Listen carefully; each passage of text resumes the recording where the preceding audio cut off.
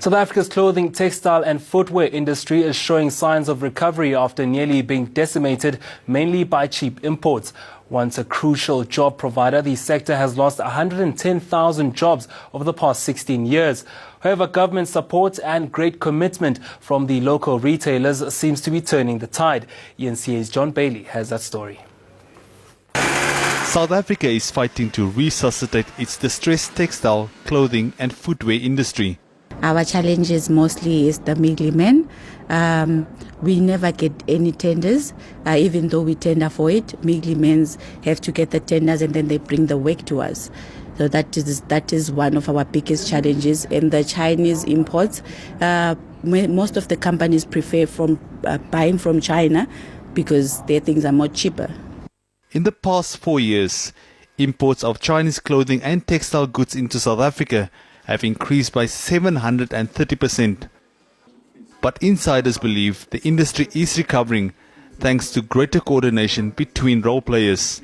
Where we are now with the Department of Trade and Industry, with the private sector through retail, with the industrialists themselves, with the union, all working very closely together in a collaborative way to come up with a master plan that gives us the ability to group around a common positive vision to 2030.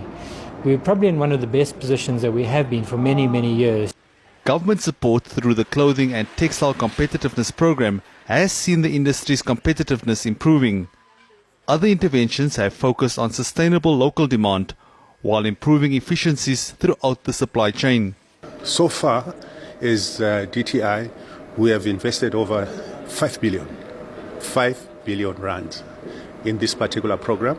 And the success stories which we have had, we managed to save over 90,000 jobs.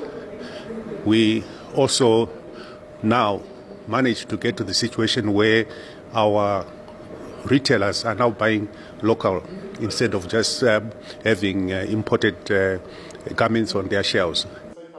Edcon is among the retailers that have heeded the call to increase local supply.